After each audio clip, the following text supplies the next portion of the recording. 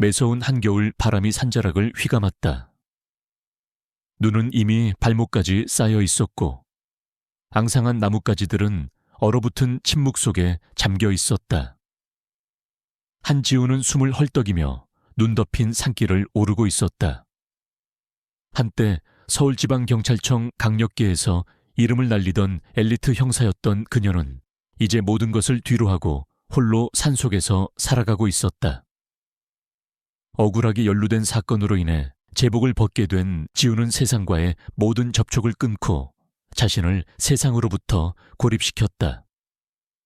그녀의 얼굴은 차가운 바람에 붉게 얼어붙었지만 그 눈빛만큼은 여전히 날카로운 통찰력을 잃지 않고 있었다. 산을 오르는 것은 그녀에게 유일한 안식처이자 잊고 싶었던 과거의 흔적을 지우는 행위였다. 지우는 거친 숨을 내쉬었다. 발밑에 눈은 밟을 때마다 뽀드득 소리를 냈다. 눈보라는 점점 거세졌고 주위는 온통 하얀 세상으로 변해갔다. 그녀는 익숙한 길을 따라 걷고 있었지만 갑자기 발걸음을 멈췄다. 희미하게 들려오는 소리 때문이었다. 흐느끼는 듯한 작고 애처로운 소리. 뭐지? 지우는 주위를 둘러보았다. 바람 소리에 섞여 들려오는 그 소리는 점점 더 또렷해졌다. 그녀는 소리가 나는 곳을 향해 발걸음을 옮겼다. 발밑에 눈을 헤치고 나아가자 숲속 깊숙한 곳에서 한 그루의 오래된 참나무가 보였다. 그리고 그 나무 아래 믿을 수 없는 광경이 그녀의 눈앞에 펼쳐졌다. 한 마리의 개가 나무에 묶여 있었다. 한국 진돗개로 보이는 그 개는 온몸이 눈과 얼음으로 뒤덮여 있었고 미동도 없이 얼어붙은 채 끙끙거리는 소리만을 내고 있었다. 개의 몸은 뼈가 앙상하게 드러나 있었고 털은 엉망으로 뭉쳐 있었다. 눈은 거의 감겨 있었지만 희미하게 빛나는 눈빛 속에는 공포와 절망 그리고 삶에 대한 애처로운 갈망이 담겨 있었다. 목에는 굵은 쇠사슬이 채워져 있었고 그 사슬은 단단히 나무에 묶여 있었다. 개 주변에는 음식물이나 물의 흔적조차 없었다. 누군가 의도적으로 이곳에 버리고 간 것이 분명했다. 그것도 가장 잔인한 방식으로. 지우의 심장이 쿵 하고 내려앉았다. 그녀는 분노와 함께 깊은 슬픔을 느꼈다.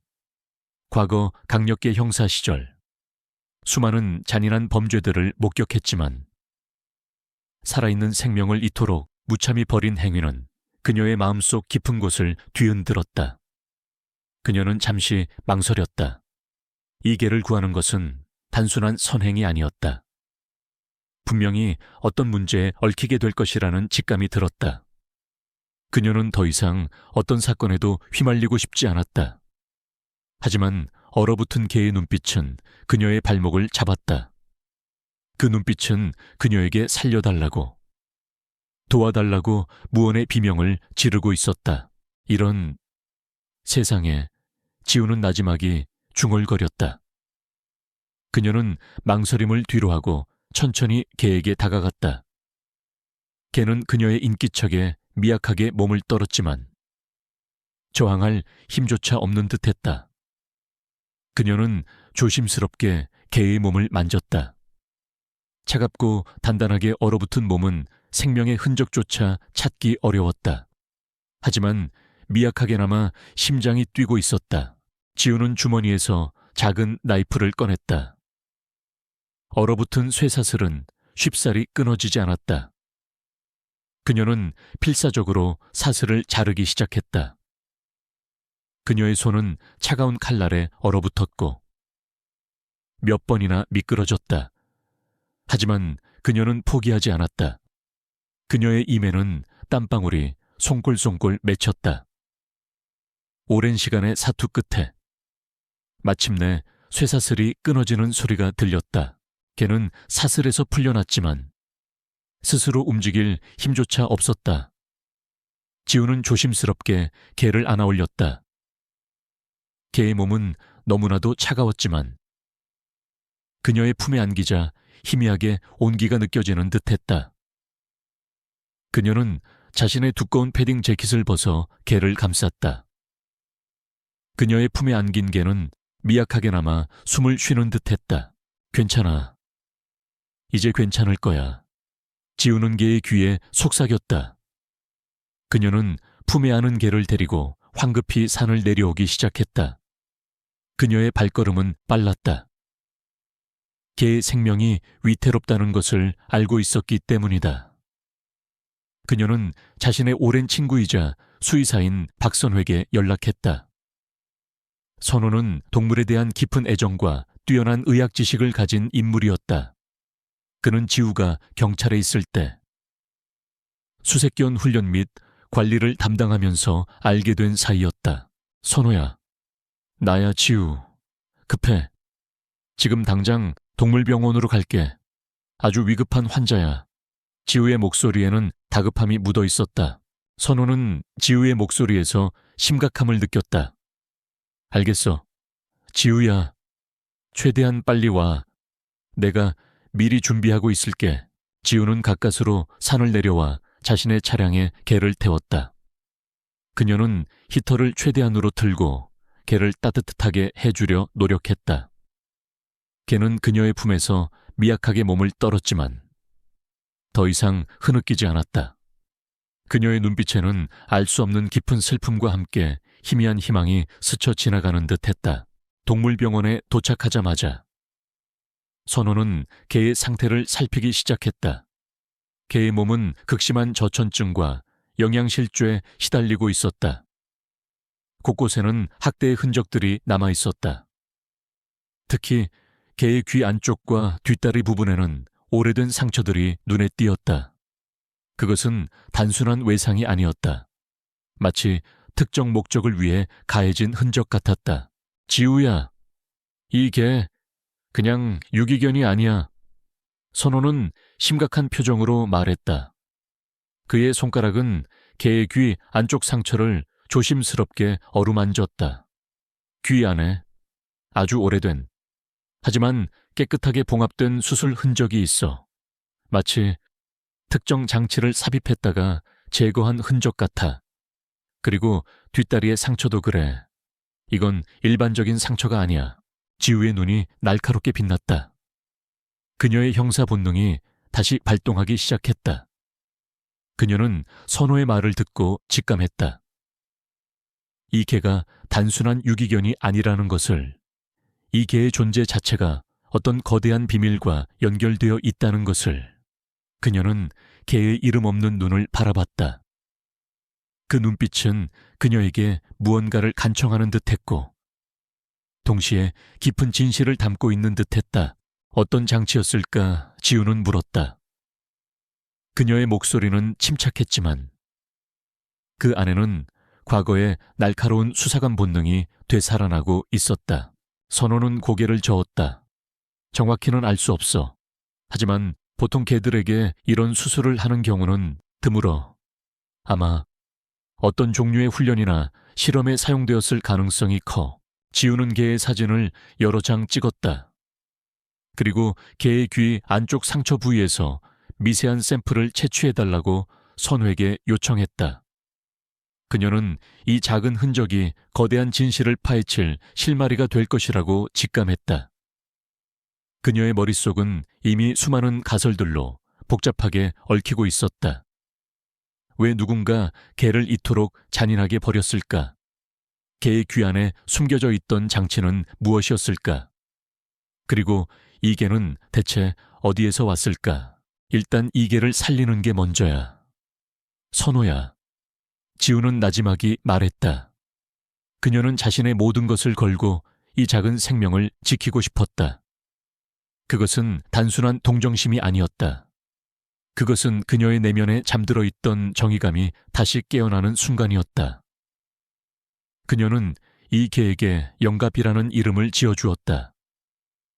영원한 갑옷, 즉 어떤 어려움에도 굴하지 않는 강인함을 뜻하는 이름이었다. 영갑은 그녀에게 새로운 시작을 알리는 존재였다. 동물병원은 소독약 냄새와 함께 희미한 개의 채취로 가득했다. 박선호 수의사는 능숙한 손길로 영갑의 상처를 소독하고 붕대를 감았다. 그의 얼굴에는 걱정과 함께 깊은 의문이 서려 있었다. 영갑의 귀 안쪽 상처는 깨끗하게 아물었지만 그 주변 피부 조직이 미세하게 변형되어 있었다. 마치 무언가가 강제로 떼어져 나간 흔적 같았다. 지우야, 이 상처 아무리 봐도 단순한 사고로 생긴 것 같지 않아. 선호가 심각한 표정으로 말했다. 그의 손가락은 상처 부위를 조심스럽게 어루만졌다. 보통 마이크로칩이라면 피부 속 깊이 삽입돼 이렇게 표피의 흔적을 남기면서 제거되는 경우는 거의 없어. 마치 억지로 떼어낸 것처럼 보여. 그것도 아주 최근에. 한지우의 눈이 날카롭게 빛났다. 그녀의 직감이 옳았음을 증명하는 첫 번째 증거였다. 그녀는 영갑의 작은 몸을 바라봤다. 영갑은 황금빛 털을 가진 한국 진돗개였다. 아직 어려 보였지만 그 눈빛에는 공포와 함께 알 수 없는 슬픔이 담겨 있었다. 그럼 어떤 종류의 장치였을까? 지우가 물었다. 그녀의 목소리는 차분했지만 그 안에는 과거의 날카로운 수사관 본능이 되살아나고 있었다. 선호는 고개를 저었다. 정확히는 알 수 없어. 하지만 뭔가 중요한 것이었을 가능성이 커. 보통 개를 버릴 때는 칩을 제거하지 않아. 이렇게 흔적을 남겨가며 제거했다는 건 발각되면 안 되는 뭔가가 있었다는 뜻이지. 지우는 휴대폰을 꺼내 영갑의 상처 부위 사진을 여러 장 찍었다. 그녀는 이 작은 흔적이 거대한 진실을 파헤칠 실마리가 될 것이라고 직감했다. 그녀의 머릿속은 이미 수많은 가설들로 복잡하게 얽히고 있었다. 왜 누군가 이토록 잔인하게 개를 버리면서까지 장치를 제거했을까? 그 장치는 무엇이었을까? 그리고 이 영갑은 대체 어디에서 왔을까? 한편 영갑을 잔인하게 버리고 떠났던 이진우는 불안감에 휩싸여 있었다. 그는 글로벌 테크 그룹의 대표이사였다. 겉으로는 혁신적인 기술 기업가로 존경받았지만 뒤로는 온갖 불법적인 사업과 비인도적인 실험을 자행하고 있었다. 그는 사무실에서 자신의 차로 돌아와 블랙박스와 차량 내부를 꼼꼼히 살폈다. 혹시라도 영갑을 버리는 장면이 찍혔을까봐 노심초사했다. 하지만 그의 가장 큰 걱정은 따로 있었다. 영갑의 귀 안쪽에 자신이 직접 부착했던 초소형 음성 녹음 장치였다. 그 장치는 단순한 추적기가 아니었다. 그것은 중요한 정보를 담고 있는 USB 메모리와 연결되어 있었고 이진우는 그 USB 메모리를 녹음 장치와 일체형으로 제작하여 영갑의 귀 내부, 청각신경 근처에 이식했었다. 그것은 글로벌 테크 그룹의 불법적인 신소재 거래, 해외 비자금 조성, 그리고 무엇보다 인체 실환음까지 암시하는 기밀 회의 내용이 담긴 결정적인 증거였다. 영갑은 이 비밀 회의에 항상 참여했던 자신의 애견이었고 진우는 혹시 모를 사태에 대비해 영갑에게 이 장치를 이식했던 것이다. 그런데 갑자기 영갑이 통제불능 상태가 되어 연구실에서 난동을 부리자 그는 급하게 영갑을 제거하기로 결정했다. 너무나도 급하게 처리하는 과정에서 그는 녹음 장치와 연결된 USB 메모리를 미처 완전히 제거하지 못했던 것이다. 그는 영갑이 단순히 버려진 것이 아니라 누군가에게 발견되어 그 정보가 유출될까봐 극도로 불안해하고 있었다. 이진우는 자신의 오른팔인 김민준 이사를 호출했다. 민준은 이진우의 모든 더러운 일을 처리하는 그림자 같은 존재였다. 어젯밤 내가 처리한 게 말이야. 당장 찾아서 회수해. 어떤 수를 써서라도. 이진우의 목소리에는 초조함과 함께 날카로운 신경질이 묻어 있었다. 김민준은 당황한 듯 했지만 이내 침착하게 대답했다. 알겠습니다. 대표님, 즉시 조치하겠습니다. 이진우는 불안한 눈빛으로 창밖을 바라봤다. 만약 그 개가 누군가에게 발견됐고 그 안에 있는 정보가 유출된다면 내 모든 것이 끝장이야. 글로벌 테크그룹 전체가 무너질 수도 있어. 그는 이를 갈았다. 그는 자신의 추악한 비밀이 세상에 드러나는 것을 막기 위해 어떤 수단과 방법도 가리지 않을 작정이었다. 그날 이후 지우는 영갑을 자신의 작은 산속 오두막으로 데려왔다. 영갑은 지우의 따뜻한 보살핌 속에서 빠르게 기력을 되찾았다. 녀석은 지우의 그림자처럼 그녀를 따랐고 지우가 잠시라도 시야에서 사라지면 불안한 듯 낑낑거렸다. 영갑은 놀라울 정도로 영리하여 지우의 말을 거의 알아듣는 듯했다. 그녀가 책을 읽고 있으면 옆에 앉아 그녀의 얼굴을 지그시 바라봤고 그녀가 요리를 하면 꼬리를 흔들며 주변을 맴돌았다. 영갑은 지우의 오랜 고독을 채워주는 소중한 존재가 되어갔다. 지우는 영갑의 상태를 매일 선호에게 보고했고 선호는 그녀에게 여러 가지 조언을 해주었다. 그는 영갑의 귀 안쪽 상처에 대해 계속해서 연구했다. 그는 희미하게 남은 피부 조직의 잔해를 분석했고 놀라운 사실을 발견했다. 그 흔적은 단순히 마이크로칩을 제거한 것이 아니라 특정 음파를 감지하고 녹음하는 초소형 녹음 장치가 부착되었던 자리였다. 더욱이 그 장치에서 미세한 잔여물들이 발견되었는데 이는 인체에 치명적인 영향을 미칠 수 있는 신소재의 흔적이었다. 지우야, 이건 단순한 칩이 아니야. 이건 어떤 종류의 녹음 장치였던 것 같아. 그것도 아주 고성능의 선호가 흥분된 목소리로 지우에게 전화했다.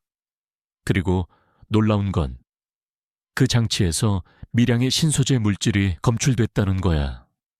이 물질은 군사용으로 개발되던 신소재랑 성분이 유사해 극도로 불안정하고 인체에 노출되면 치명적이라고 알려진 물질이야. 지우의 심장이 쿵 하고 내려앉았다. 신소재 물질이라니 그녀의 과거와 연결되는 섬뜩한 단어였다. 그녀는 직감했다. 이 영갑이 단순한 유기견이 아니라는 것을, 녀석의 존재 자체가 어떤 거대한 비밀과 연결되어 있다는 것을, 그리고 그 비밀은 한화그룹의 불법 생화학무기 연구와 관련이 있을지도 모른다는 섬뜩한 예감이 들었다. 그녀는 과거 특수경찰대에 있을 때 한화그룹의 비밀 연구에 대한 첩보를 들은 적이 있었기 때문이다. 그녀는 선호에게 영갑의 귀 안쪽 상처 부위에서 미세한 샘플을 다시 채취해달라고 요청했다. 그리고 그 샘플을 과거 자신의 특수경찰대 동료였던 과학수사팀의 최현우에게 몰래 보냈다. 현우는 뛰어난 분석 능력을 가진 과학자였다. 그녀는 현우가 이 샘플에서 어떤 중요한 단서를 찾아낼 것이라고 믿었다. 며칠 후 지우는 자신의 오두막 주변에서 수상한 그림자들을 발견했다. 검은색 SUV 차량이 몇 차례 그녀의 오두막 앞을 서성였고 낯선 남자들이 그녀를 힐끗거리는 것을 여러 번 목격했다. 그녀는 본능적으로 자신이 감시당하고 있음을 알아챘다. 오랜만에 느껴보는 서늘한 감각이었다. 그녀의 몸은 이미 위험을 감지하고 있었다. 이진우는 김민준이 영갑을 찾아내지 못하자 초조함에 미쳐갔다.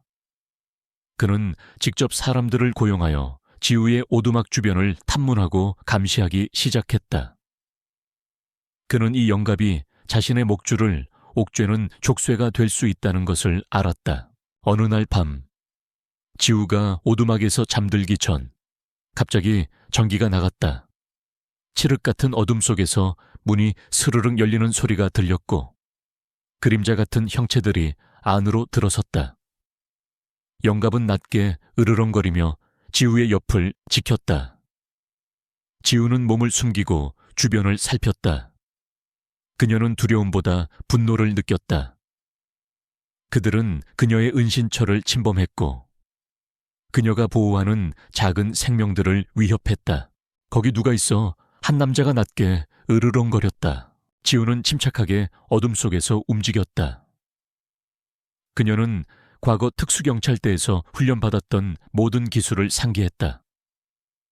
그녀는 상대를 압도하기보다는 정보를 얻기 위해 움직였다. 그녀는 남자의 뒤로 접근하여 그의 주머니를 뒤졌다. 그리고 그의 손에서 작은 무선 송신기를 빼냈다. 그것은 이진우가 그들에게 지급한 추적 장치였다. 너희들, 누구의 지시를 받고 왔지? 지우의 목소리는 차갑게 가라앉아 있었다. 남자들은 당황한 듯 서로를 바라보았다. 그들은 지우가 평범한 산골안악이 아니라는 것을 직감했다. 지우는 기회를 놓치지 않고 그들을 제압하고는 즉시 경찰에 신고했다. 하지만 그들이 도주하기 전에 그녀는 남은 증거들을 확보하기 위해 노력했다. 그러나 그녀가 남자들을 제압하는 동안 이미 중요한 증거들은 사라진 후였다. 그들은 단순히 영갑을 찾아오기 위해 온 것이 아니라 그녀를 감시하고 위협하러 온 것이 분명했다. 경찰이 도착했을 때 남자들은 이미 도주한 뒤였다. 지우는 경찰에게 상황을 설명했지만 그들은 그녀의 말을 믿으려 하지 않았다. 그들은 이 모든 것을 단순한 강도 사건으로 치부하려 했다.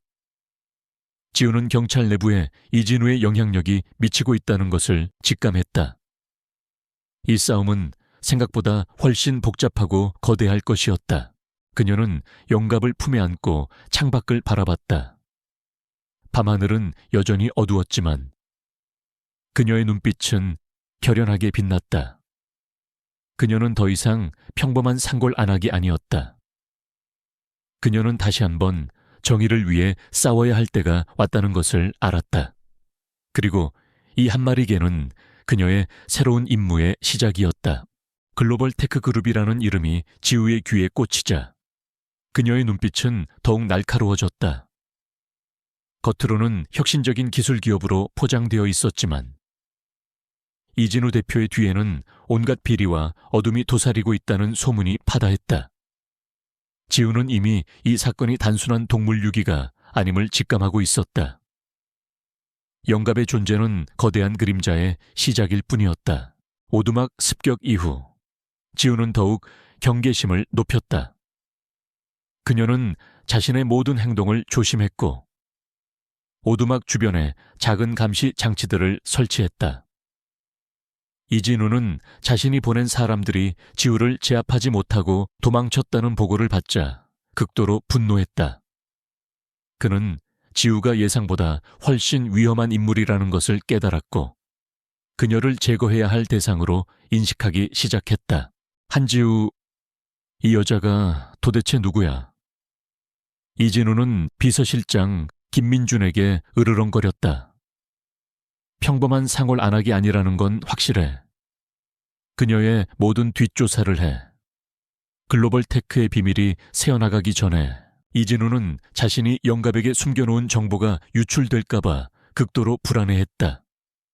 그 정보는 글로벌 테크 그룹의 수많은 비리와 자신의 불법적인 사업 확장 계획, 그리고 무엇보다 중요한 인체 실험 연구에 대한 내용이 담겨 있었다. 이 모든 것이 세상에 드러나면 자신의 모든 것이 끝장날 터였다. 그날 밤 지우는 잠들지 못했다.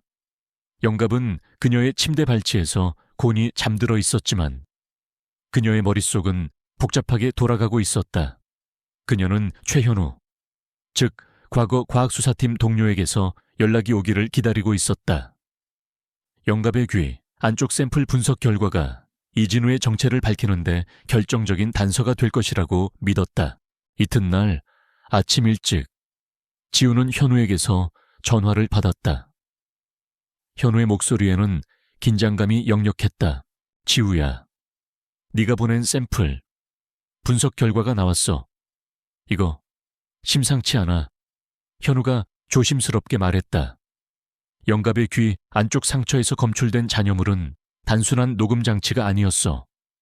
특정 주파수를 감지하고 신경계를 자극하는 기능이 있는 장치였어.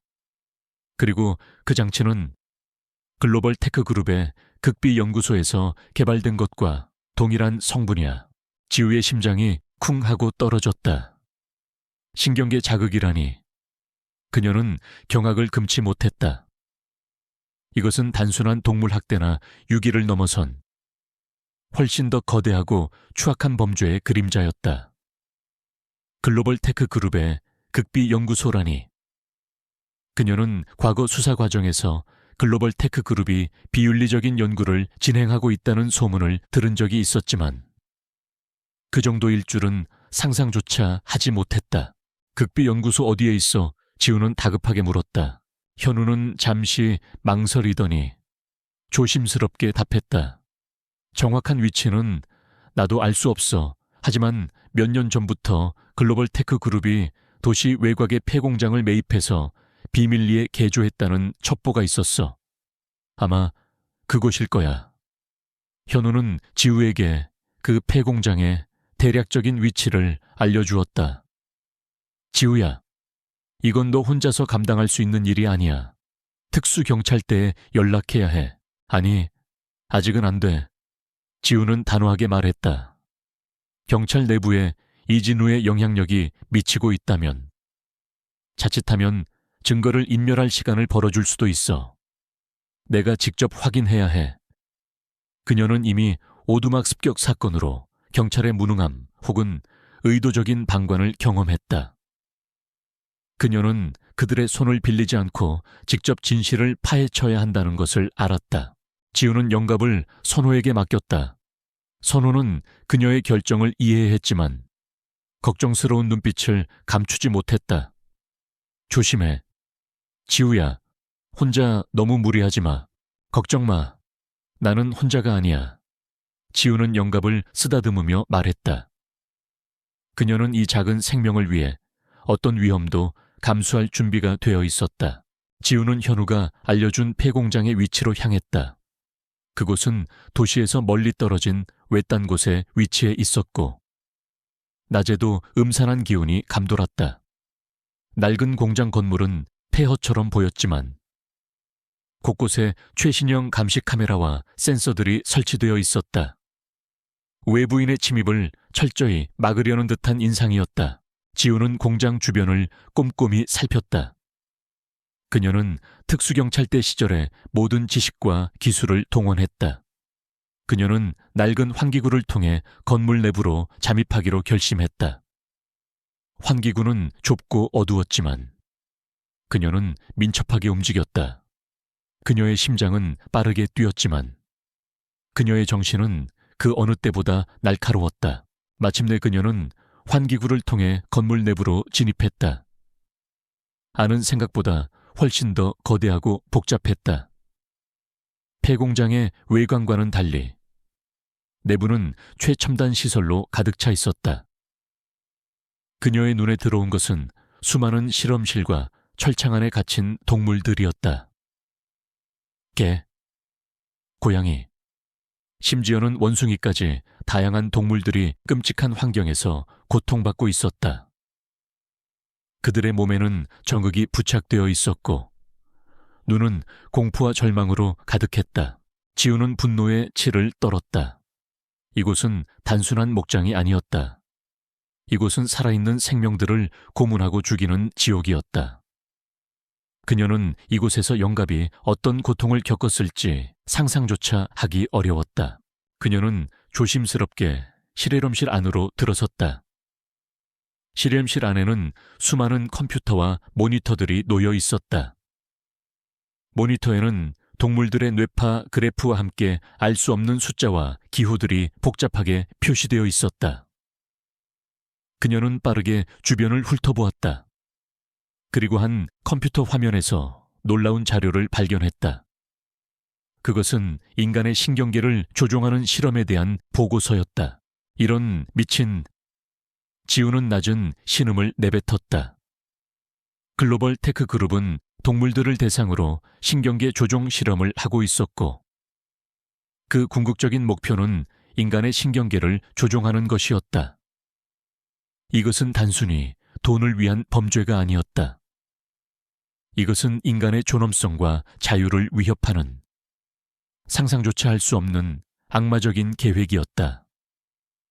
영갑의 귀 안쪽에서 발견된 장치가 바로 이 신경계 조종 실험에 사용되었던 것이었다. 지우는 재빨리 USB를 꺼내 컴퓨터에 연결하고 자료들을 다운로드하기 시작했다. 그녀는 최대한 많은 증거를 확보해야 했다. 그녀의 손은 빠르게 움직였지만 그녀의 귀는 주변의 모든 소리에 집중하고 있었다. 그때 저 멀리서 발소리가 들려왔다. 여러 명이 이쪽으로 다가오는 소리였다. 지우는 몸을 숨기고 주변을 살폈다. 잠시 후 이진우의 목소리가 들려왔다. 보고서가 다 정리됐나? 조금의 오점도 남기지 마. 특히 개들 관련 기록은 모두 지워버려. 그 빌어먹을 녹음 장치가 발견되면 안 되니까.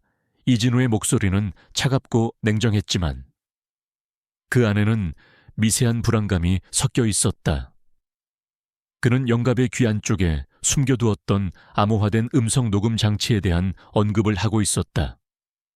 그 암호화 장치는 단순한 녹음 장치가 아니라 그의 모든 비자금 내역과 불법 연구 자료가 담긴 핵심 증거였다.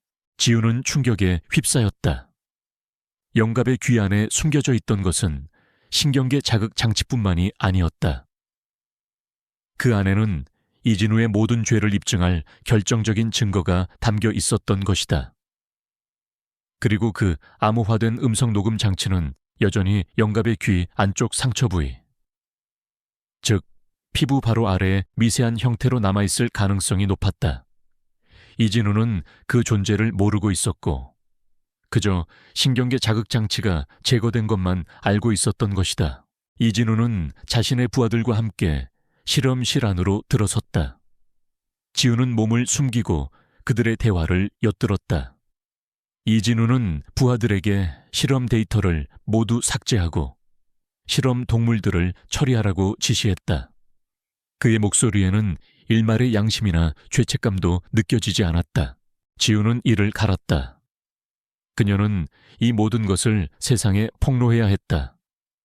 그녀는 USB에 자료 다운로드를 계속하면서 몰래 실험실 내부를 사진으로 찍기 시작했다.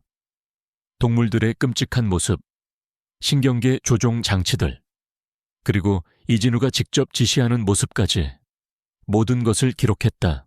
갑자기 이진우의 눈이 지우가 숨어있는 곳을 향했다. 그는 순간적으로 뭔가를 직감한 듯했다. 누가 있어 그의 목소리가 날카롭게 울려 퍼졌다.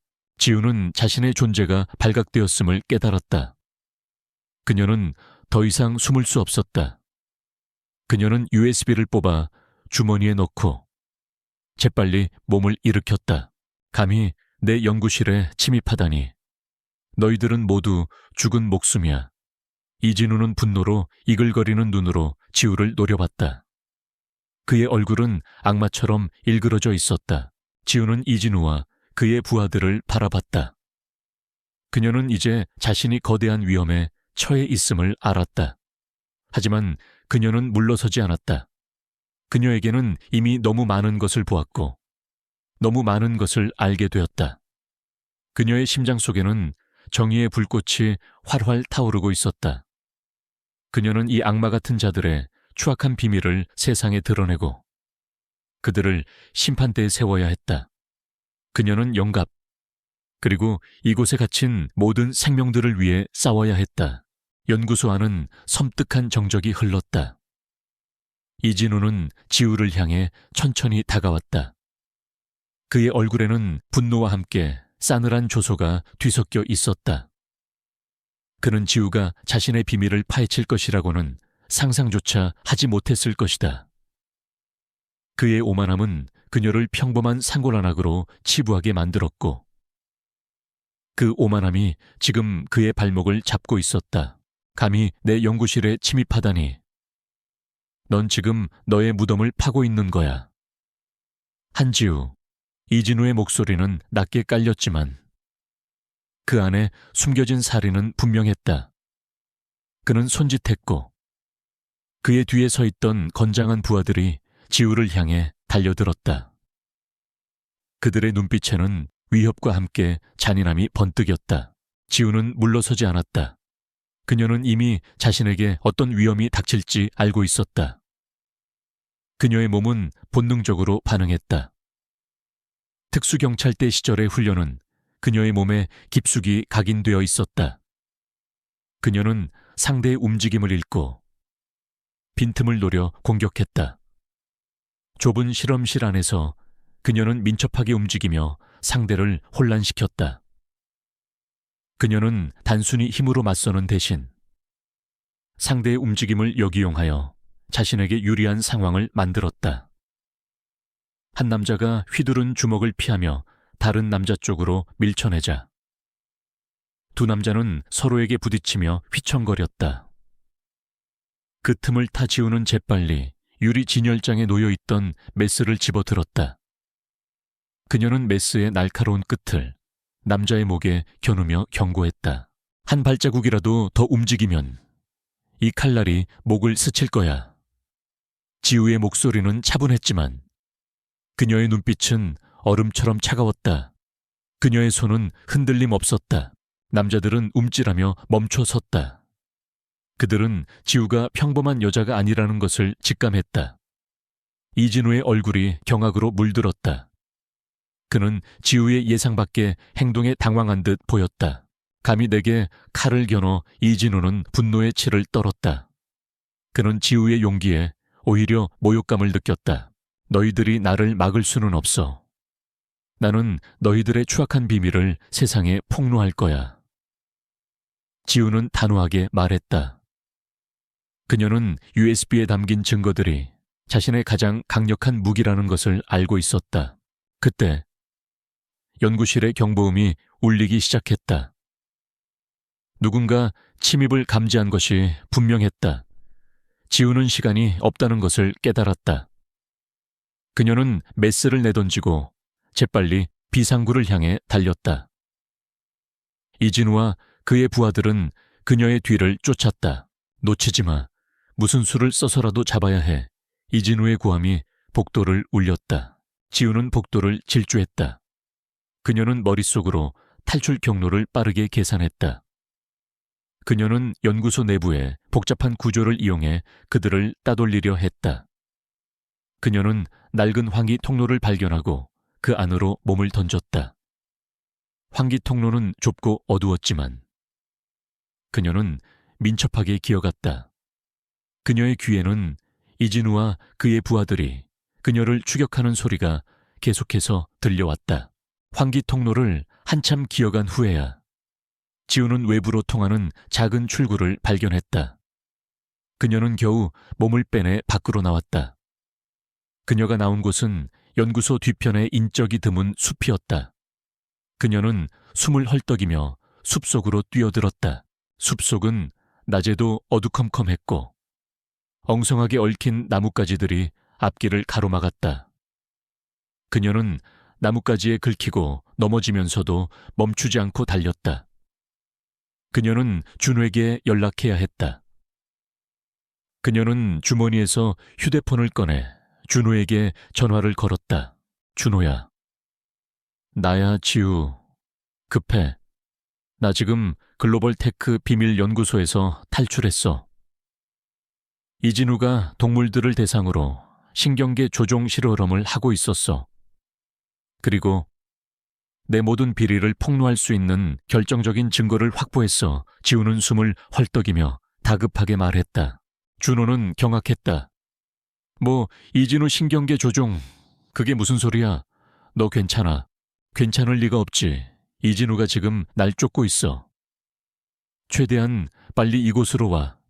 좌표 보낼게. 지우는 말을 마치자마자 휴대폰을 끊고 준호에게 자신의 위치를 보냈다. 그녀는 계속해서 숲속을 달렸다. 그녀의 귀에는 개 짖는 소리가 들려왔다. 그것은 영갑의 소리가 아니었다. 그것은 고통받는 개들의 절규처럼 들렸다. 그녀는 발길을 멈췄다. 그녀는 그들을 두고 떠날 수 없었다. 그녀는 다시 연구소 쪽으로 발길을 돌렸다. 그때 숲속에서 갑자기 검은 그림자들이 튀어나왔다. 이진우의 부하들이었다. 그들은 지우를 애워쌌다. 지우는 주춤했지만 물러서지 않았다. 그녀는 이미 도망칠 수 없다는 것을 알았다. 그녀는 주먹을 쥐었다. 드디어 잡았군. 한지우, 이진우의 목소리가 숲속에 울려 퍼졌다. 그는 서서히 지우에게 다가왔다. 그의 눈빛에는 승리에 대한 확신과 함께 잔인함이 번뜩였다. 감히 내 비밀을 캐내려 하다니. 네가 뭘 알아낸지는 모르겠지만 이제 이 모든 것은 너와 함께 묻힐 거야. 지우는 싸늘하게 웃었다. 넌 날 죽일 수 없어. 이진우, 이미 모든 증거는 세상에 나갈 준비가 되어 있어. 네가 날 죽이는 순간 네 모든 죄는 만천에 드러날 거야. 이진우의 얼굴이 굳어졌다. 그는 지우의 말에 불안감을 느낀 듯했다. 그는 지우가 자신보다 한 수 위라는 것을 깨달은 듯 이를 갈았다. 어리석은 여자 같으니 이진우는 비웃듯이 말했다. 네가 가진 증거가 무엇이든 내가 없애면 그만이야. 그리고 너도 조용히 사라지게 될 거야. 그는 손짓했고 그의 부하들이 지우에게 달려들었다. 지우는 필사적으로 맞섰다. 그녀는 상대의 공격을 막아내고 빈틈을 노려 방역했다. 그녀의 움직임은 빠르고 정확했다. 그녀는 상대의 급소를 노려 공격하며 자신에게 유리한 상황을 만들려 했다. 그러나 상대의 숫자는 많았고 그들은 무자비했다. 지우는 점차 밀리기 시작했다. 그녀의 팔과 다리에는 상처가 늘어갔다. 그녀는 고통 속에서도 정신을 잃지 않았다. 그녀는 이진우가 언급했던 암호화된 음성 녹음 장치를 떠올렸다. 그것은 영갑의 귀 안쪽 상처 부위, 즉 피부 바로 아래에 미세한 형태로 남아있을 가능성이 높았다. 이진우는 그 존재를 모르고 있었고 그저 신경계 자극 장치가 제거된 것만 알고 있었던 것이다. 그녀는 이 사실을 이용해서 이진우를 역으로 공격할 수 있다고 생각했다. 그녀는 이진우를 향해 소리쳤다. 네가 그렇게 잘났다고 생각하나? 네 모든 죄를 입증할 증거는 이미 내 손에 있어. 네가 버린 그 개에게 네 모든 비밀이 담겨 있었어. 이진우의 눈이 휘둥그레졌다. 그는 믿을 수 없다는 듯 지우를 노려봤다. 무슨 헛소리야. 그 쓸모없는 개에게 무슨 비밀이 있다고. 네가 버린 그 개, 영갑 그 개의 귀 안쪽에 내 모든 비자금 내역과 불법 연구 자료가 담긴 암호화된 음성 녹음 장치가 숨겨져 있었어. 네가 그걸 제거하지 못하고 버린 거야, 네. 오만함이 널 파멸로 이끌었어. 지우는 의도적으로 이진우의 심리를 흔들었다.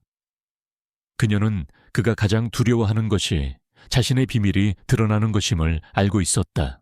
이진우의 얼굴이 하얗게 질렸다.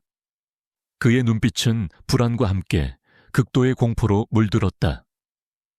그는 자신이 버린 개에게 가장 치명적인 비밀을 숨겨두었다는 사실을 깨닫지 못했던 것이다.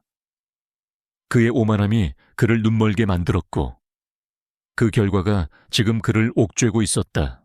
그 순간 멀리서 오토바이 소리가 들려왔다. 준호였다. 그는 지우가 보낸 좌표를 따라 빠르게 달려오고 있었다. 그의 오토바이 헤드라이트 불빛이 숲속을 가르고 비췄다. 이진우와 그의 부하들은 당황한 듯 서로를 바라보았다. 그들은 자신들의 위치가 발각되었음을 깨달았다. 젠장 일단 튀어. 이진우는 이를 악물고 소리쳤다. 그는 지우를 노려보며 섬뜩한 경고를 남겼다. 이대로 끝날 줄 알아. 내가 널 가만두지 않을 거야. 이진우와 그의 부하들은 숲속으로 도주했다. 준호는 오토바이를 세우고 지우에게 달려왔다. 그의 얼굴에는 걱정이 역력했다. 지우야, 괜찮아, 다쳤어. 준호는 지우의 상처들을 보고 안절부절 못했다. 괜찮아. 어서 경찰에 신고해야 해. 그리고 김민준이 도망치지 못하게 감시해 지우는 숨을 헐떡이며 말했다. 그녀는 자신의 몸보다 이진우의 도주가 더 중요했다. 그녀는 그가 더 이상 증거를 인멸하지 못하도록 막아야 했다. 준호는 즉시 경찰에 신고했고 지우는 그에게 자신이 확보한 USB를 건넸다. 이 안에 이진우의 모든 죄가 담겨 있어. 그리고 영갑 귀 안쪽에 있는 암호화된 음성 녹음 장치도 반드시 찾아야 해. 그게 결정적인 증거가 될 거야. 준호는 지우의 말을 듣고 놀랐지만 이내 고개를 끄덕였다. 그는 지우가 얼마나 치밀하게 준비했는지 깨달았다. 경찰이 숲에 도착했을 때 이진우와 그의 부하들은 이미 자취를 감춘 뒤였다. 하지만 지우가 확보한 USB와 그녀의 진술, 그리고 숲속에 남아있던 격투의 흔적들은 중요한 증거가 되었다. 경찰은 이진우를 비롯한 글로벌 테크그룹 관련자들을 수배하기 시작했다. 그러나 김민주는 이진우가 도주하는 과정에서 자신의 모든 것을 잃었다는 사실을 뒤늦게 깨달았다. 그는 이진우가 자신을 끝까지 보호해 줄 것이라고 믿었지만 결국 토사구팽 당하고 말았다. 그는 자신의 어리석음을 깨달았고 자신이 저지른 죄에 대한 대가를 치러야 한다는 것을 인정했다. 그는 결국 자수하여 이진우의 모든 범죄를 폭로하고 자신이 알고 있는 모든 진실을 털어놓고 싶어 했다. 그는 이진우에게 복수하고 싶었다. 지우는 이진우의 악랄함에 분노했지만 한편으로는 그의 오만함이 결국 그를 파멸로 이끌 것이라는 확신을 가졌다. 그녀는 이제 더 이상 혼자가 아니었다. 그녀에게는 준호라는 든든한 조력자가 있었고 영갑이라는 작은 희망이 있었다. 그녀는 이 거대한 악의 세력에 맞서 싸우는 것이 자신의 운명임을 받아들였다. 그리고 이 모든 것의 시작은 눈 덮인 산속에서 발견된 한 마리 개와의 운명적인 만남이었다. 글로벌 테크 비밀 연구소에서 탈출한 지우는 자신이 확보한 USB를 꼭 쥐고 있었다. 그 안에는 이진우의 모든 죄를 입증할 결정적인 증거들이 담겨 있었다. 하지만 그녀는 알고 있었다. 이 USB만으로는 부족하다는 것을. 이진우는 이미 강력한 법률팀과 언론 조작 능력을 갖추고 있었고 그들은 어떤 식으로든 증거를 조작하거나 은폐하려 들 것이었다. 그녀에게는 더 많은, 더 확실한 증거가 필요했다. 특히 영갑의 귀 안쪽에 숨겨져 있을 암호화된 음성 녹음 장치는 가장 결정적인 증거가 될 터였다. 지우는 준호와 함께 안전한 은신처로 향했다. 준호는 그녀의 상처를 치료하며 걱정스러운 눈빛으로 물었다. 지우야, 대체 무슨 일이 있었던 거야? 신경계 조종이라니. 정말 이진우가 그런 짓을 벌인다고? 지우는 고개를 끄덕였다. 그녀의 얼굴에는 분노와 함께 지친 기색이 역력했다. 이건 우리가 상상했던 것보다 훨씬 더 큰 일이야. 글로벌 테크 그룹은 동물들을 대상으로 끔찍한 생체 실험을 하고 있었어. 인간의 신경계를 조종하는 실험까지. 그리고 이진우는 그 모든 것의 배후에 있어. 그녀는 자신이 연구소에서 목격한 참혹한 광경을 설명했다.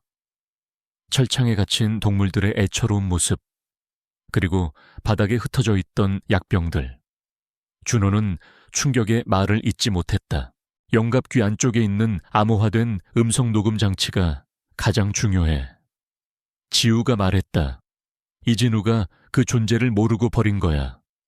거기에 이진우의 비자금 내역과 모든 불법 연구 자료가 담겨 있을 거야. 준호는 즉시 선호에게 연락했다. 선호는 영갑을 조심스럽게 검사했고 지우의 예상대로 영갑의 귀 안쪽 상처 부위 피부 바로 아래에서 아주 미세한 이물질을 발견했다. 그것은 육안으로는 거의 보이지 않는 손톱만큼 작은 USB 메모리였다. 그는 그것을 조심스럽게 꺼내 지우에게 전달했다. 이게 그 모든 비밀을 담고 있다는 건가? 선호는 떨리는 목소리로 물었다. 지우는 USB 메모리를 손에 쥐었다. 차갑고 단단한 금속 조각이었지만 그녀에게는 뜨거운 불덩이처럼 느껴졌다. 이것은 단순한 증거가 아니었다. 이것은 고통받는 생명들의 목소리였고 정의를 향한 외침이었다. 하지만 암호화된 USB 메모리 안에 데이터를 해독하는 것은 쉽지 않았다. 지우는 다시 최현우에게 도움을 요청했다. 현우는 해커 못지않은 뛰어난 분석 능력과 정보 해독 기술을 가지고 있었다. 현우는 며칠 밤낮으로 매달려 결국 암호를 풀어내는데 성공했다. USB 메모리 안의 내용은 지우의 상상을 초월했다. 이진우는 글로벌 테크 그룹의 명의를 빌려 대규모 자금을 불법적으로 해외로 빼돌렸고 그 자금으로 불법적인 생화학 무기 연구에 투자하고 있었다. 동물들을 대상으로 한 신경계 조종 실험은 이 생화학 무기의 효율성을 테스트하기 위한 것이었다. 영갑은 이 끔찍한 실험의 희생자 중 일부였다. 이진우는 자신의 권력과 재력을 이용해 정부 고위 관계자들과 결탁하여 이 모든 사실을 은폐해왔다. 그의 범죄는 상상조차 할 수 없을 정도로 거대하고 추악했다. 이런 미친놈. 현우는 화면에 뜨는 자료들을 보며 몸서리쳤다. 이건 단순한 기업 비리가 아니야. 인류를 위협하는 테러 행위와 다름없어. 지우의 얼굴은 분노로 굳어졌다. 그녀의 눈빛은 불타오르는 강철처럼 단단했다. 그녀는 이 모든 것을 세상에 폭로해야 했다. 더 이상 망설일 수 없었다. 그녀는 준호, 선호, 현우와 함께 기자회견을 준비했다. 이진우는 자신이 보낸 사람들이 지우를 제거하지 못했다는 보고를 받자 극도로 분노했다.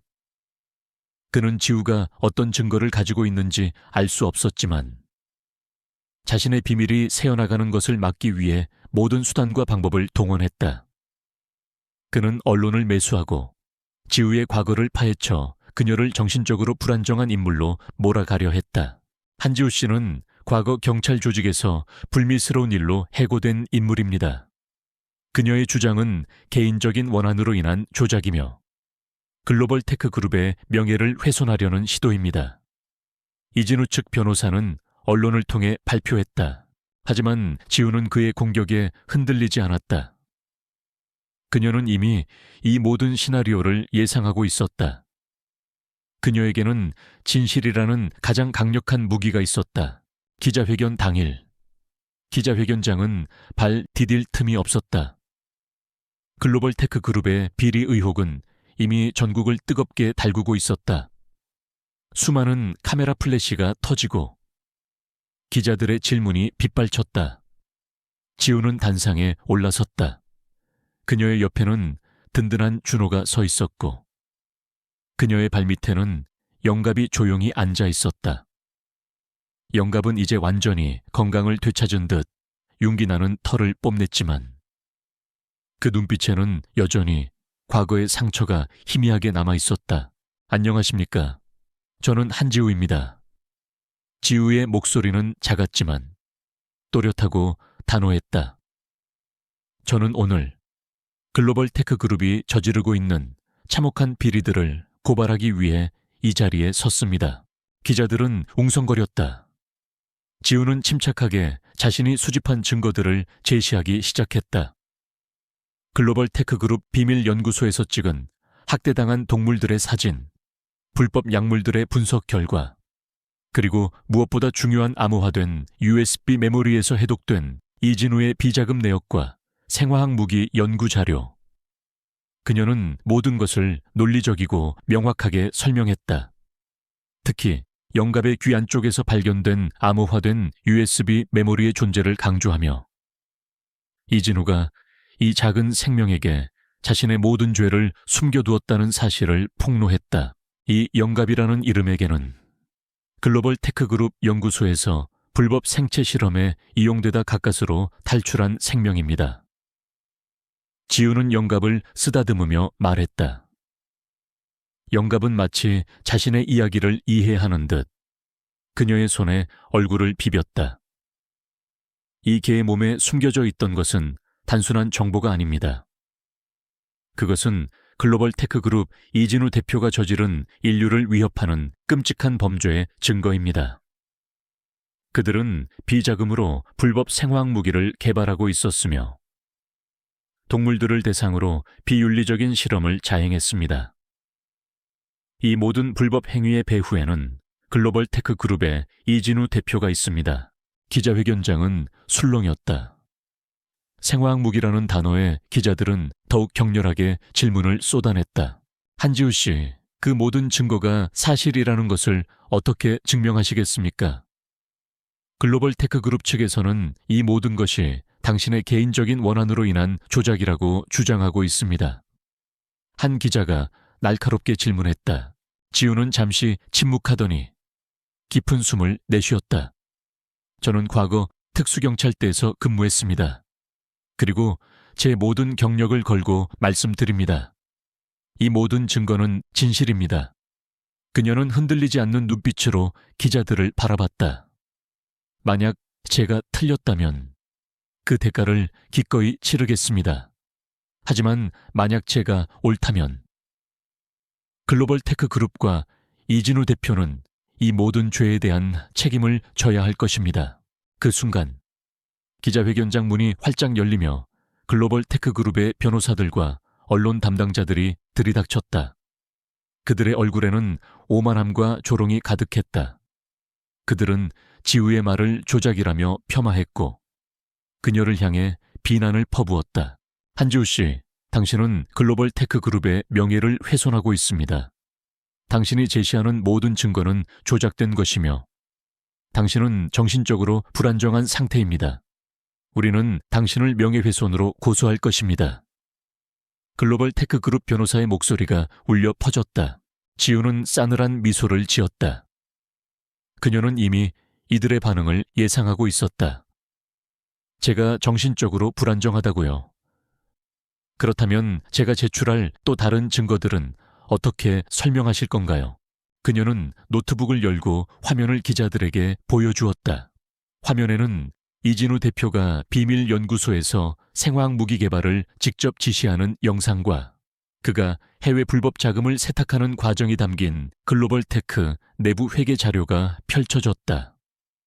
그리고 이진우가 정부 고위 관계자들과 은밀하게 접촉하여 비리를 저지르는 음성 파일까지 재생되었다. 이 모든 증거는 그녀의 오랜 동료인 최현우가 밤샘 작업 끝에 찾아낸 것이었다. 기자회견장은 다시 한번 충격에 휩싸였다. 글로벌 테크 그룹 변호사들의 얼굴은 당황과 공포로 물들었다. 그들은 더 이상 지우를 막을 수 없다는 것을 깨달은 듯 서로를 바라보며 어쩔 줄 몰라 했다.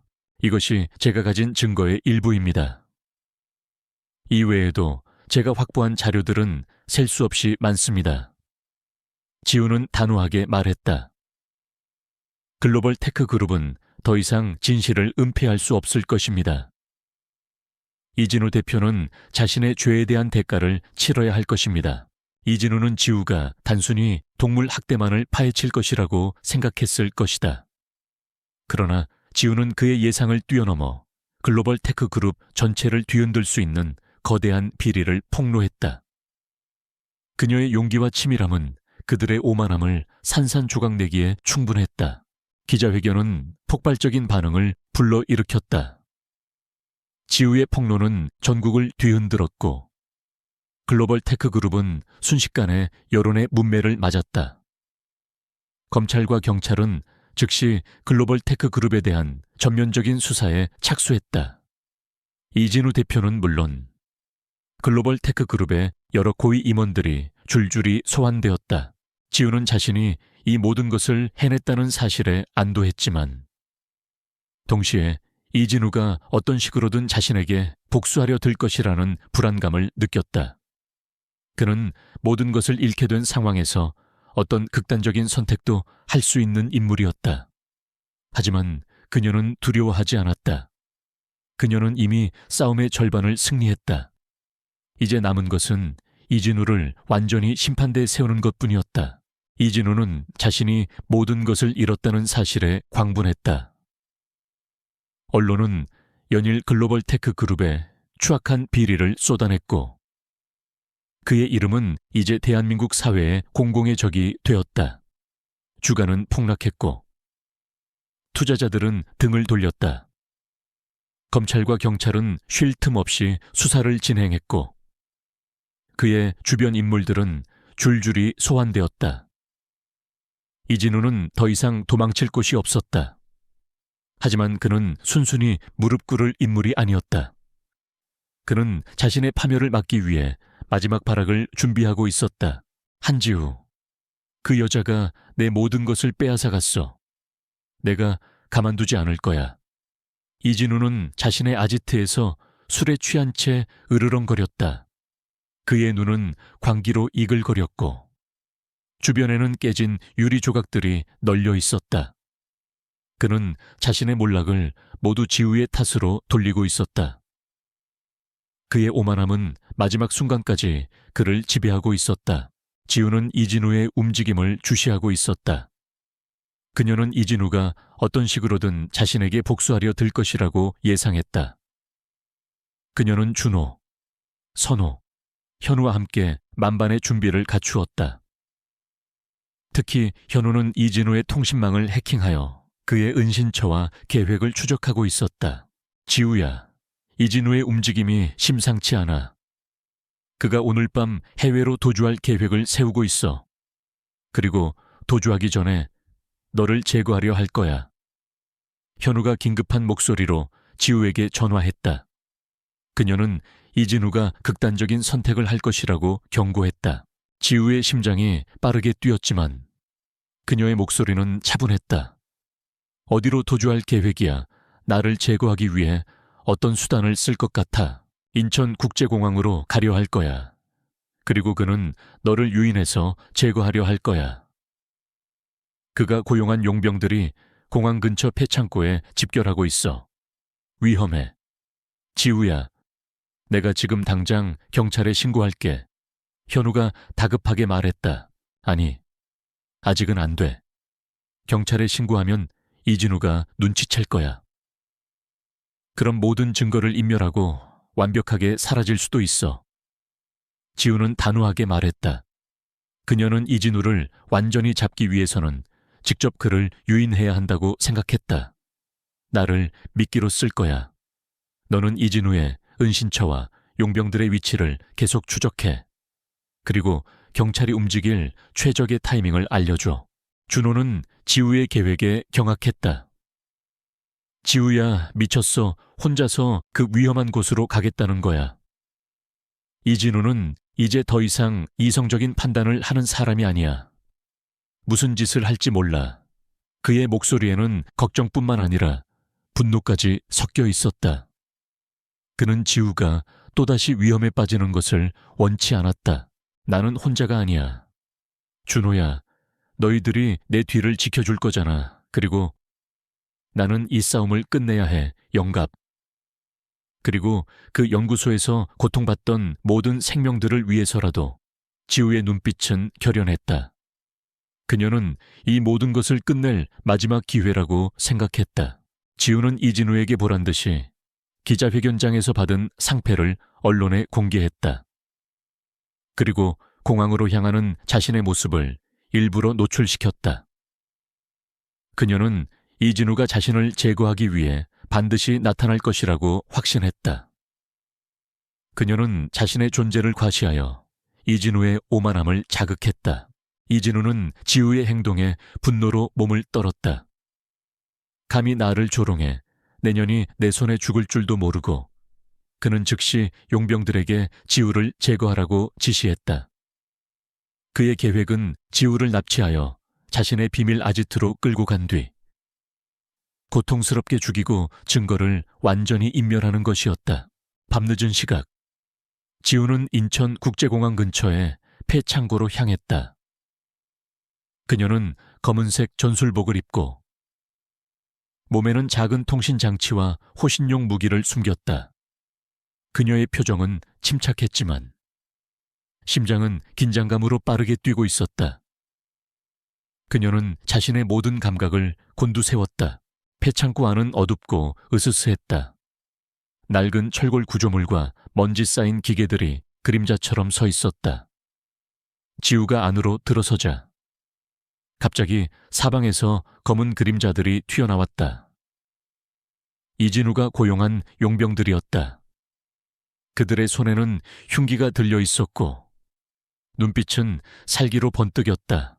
한지우 내년이 감히 여기까지 찾아올 줄이야. 용병 대장이 비웃듯이 말했다. 이제 내 인생은 끝이다. 지우는 미소를 지었다. 아니, 내 인생은 이제 시작이야.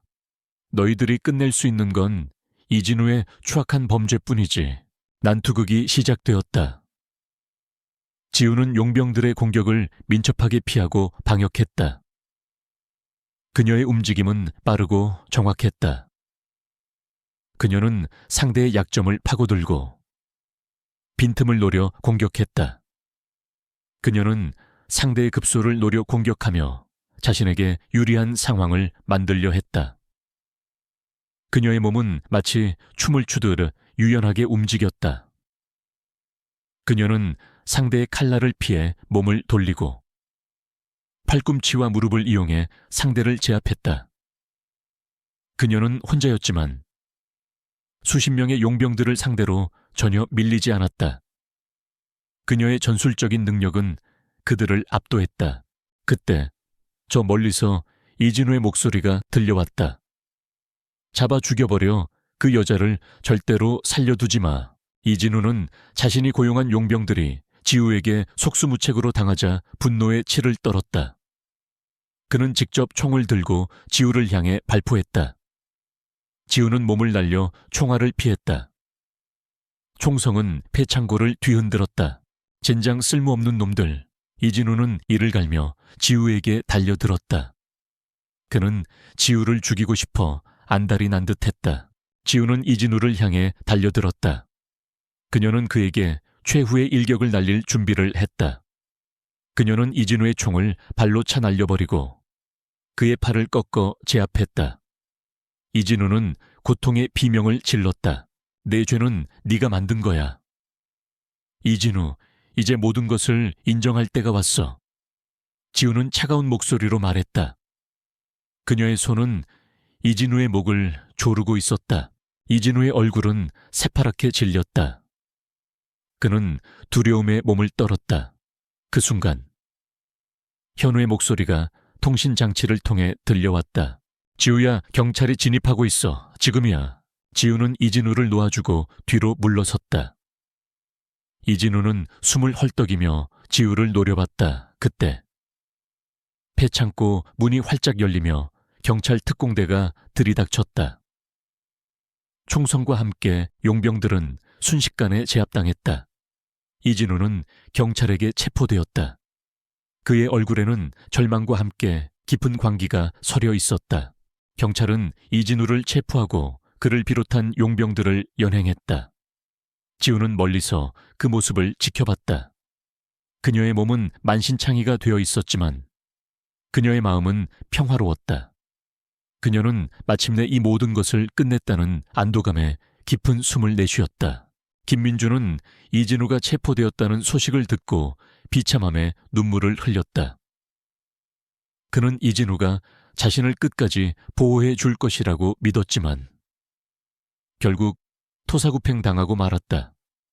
그는 자신의 어리석음을 깨달았고 자신이 저지른 죄에 대한 대가를 치러야 한다는 것을 인정했다. 그는 결국 자수하여 이진우의 모든 범죄를 폭로하고 자신이 알고 있는 모든 진실을 털어놓았다. 그의 자백은 이진우에게 사형 선고를 내리는데 결정적인 역할을 했다. 이진우의 체포 소식은 전 세계를 뒤흔들었다. 글로벌 테크 그룹의 비리, 생화학 무기 연구, 그리고 동물 학대에 대한 모든 진실이 만천에 드러났다. 국제사회는 경악했고 글로벌 테크 그룹은 국제적인 비난과 함께 막대한 벌금, 그리고 기업 이미지에 치명적인 타격을 입었다. 이진우는 수많은 혐의로 기소되었고 재판에서 사형 선고를 받았다. 지우는 더 이상 과거의 그림자에 갇힌 여자가 아니었다. 그녀는 자신의 용기와 희생으로 거대한 악을 물리치고 정의를 구현한 영웅이 되었다. 그녀의 이야기는 수많은 사람들에게 영감과 희망을 주었다. 그녀는 자신을 희생하여 다른 생명들을 구원했고 그 과정에서 자신 또한 구원받았다. 그녀는 병원에서 상처를 치료받고 있었다. 선호가 그녀의 병실을 찾아왔다. 그의 품에는 영갑이 안겨 있었다.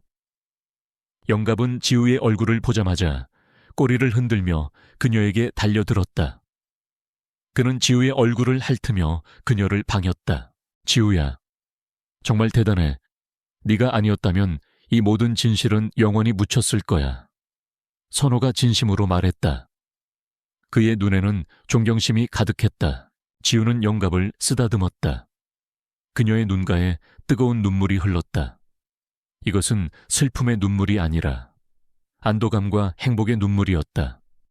그녀는 이 작은 생명에게서 새로운 삶의 의미를 찾았다.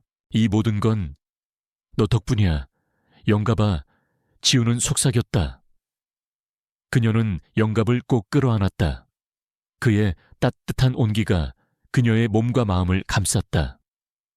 그녀는 이제 더 이상 혼자가 아니었다. 그녀에게는 사랑하는 가족이 생겼고 삶에 새로운 목적이 생겼다. 이진우의 몰락은 대한민국 사회에 엄청난 파장을 일으켰다. 글로벌 테크 그룹은 회생 불가능할 정도의 이미지 타격을 입었고 결국 해체 수순을 밟게 되었다. 관련된 정부 고위 관계자들도 줄줄이 구속되었으며 불법 생화학 무기 연구와 동물 학대에 연루된 모든 이들이 법의 심판을 받았다.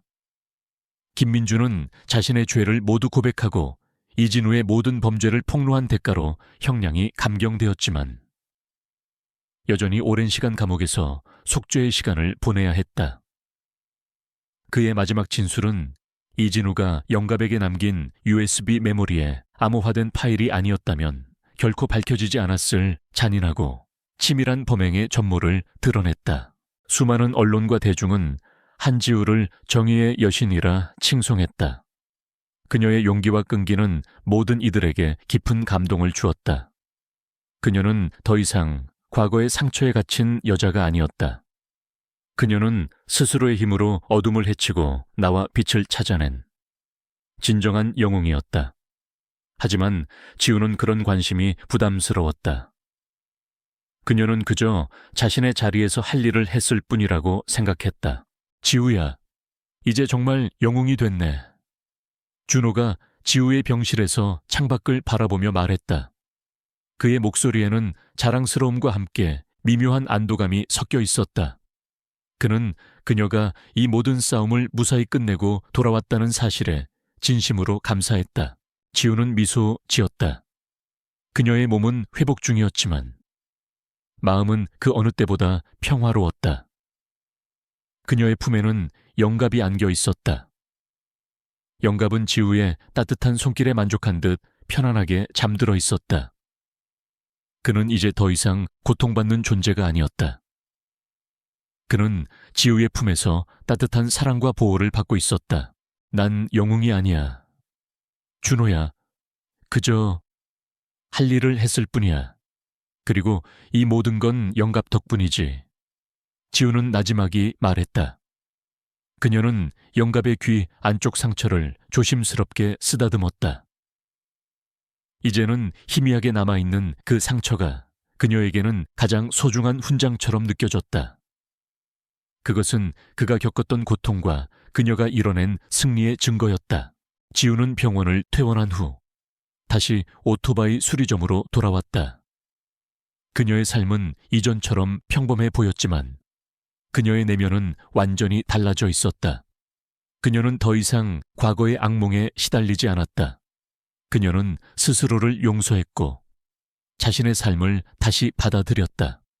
오토바이 수리 작업에 몰두할 때면 그녀는 온전히 현재에 집중할 수 있었다.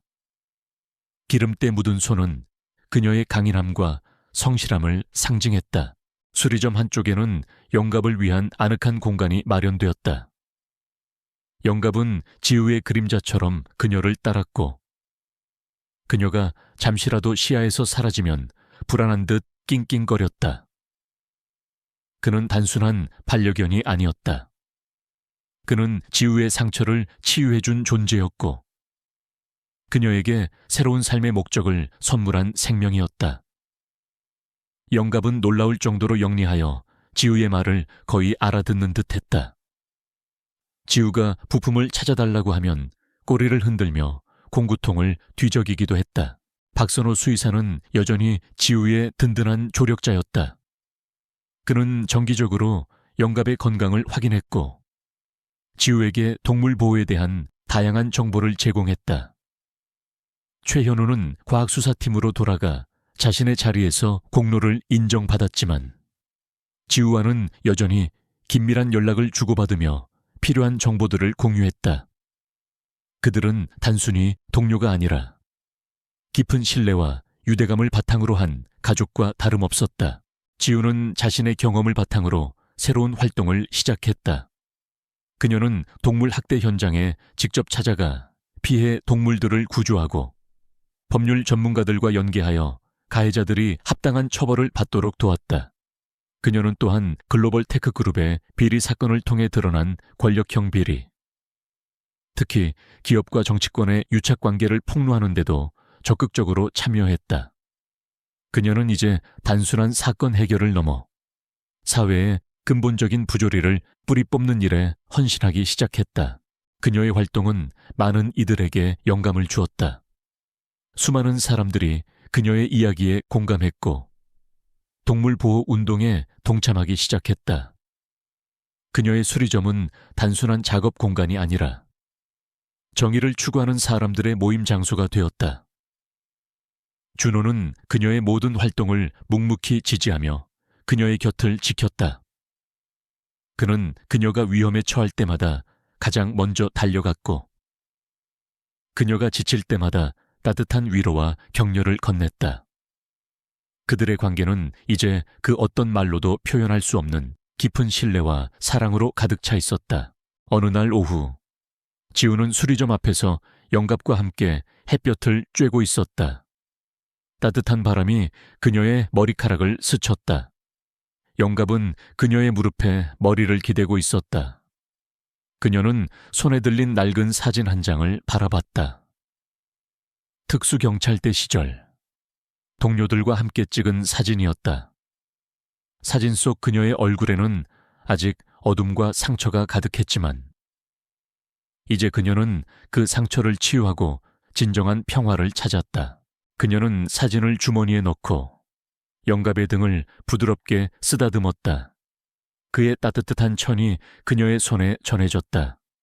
이진우는 이제 더 이상 그녀의 삶에 영향을 미치지 못했다. 그는 자신의 잔혹한 행위로 인해 모든 것을 잃었고 그 대가를 치르고 있었다. 그가 눈 덮인 산속에 버렸던 한 마리 작은 생명체는 그가 상상조차 할 수 없었던 방식으로 그의 제국을 무너뜨렸다. 지우는 미소 지었다. 그것은 단순한 미소가 아니라 삶의 모든 풍파를 이겨낸 자만이 지을 수 있는 깊은 만족감과 평화가 담긴 미소였다. 그녀는 이제 알았다. 삶은 언제나 고통과 시련으로 가득할 수 있지만 그 안에서도 희망과 정의는 항상 존재한다는 것을, 그리고 그 희망과 정의를 찾아낼 용기만 있다면 어떤 어려움도 극복할 수 있다는 것을 그녀는 영갑의 눈을 바라봤다. 그의 순수하고 깊은 눈빛 속에서 그녀는 자신의 미래를 보았다. 그것은 어둠 속에서 빛을 찾아 헤매는 모든 생명들을 위한 길이었다. 그녀는 더 이상 도망치지 않을 것이다. 그녀는 이제 스스로 빛이 되어 어둠을 밝힐 것이다. 그리고 그 길에는 언제나 사랑하는 이들이 함께할 것이다.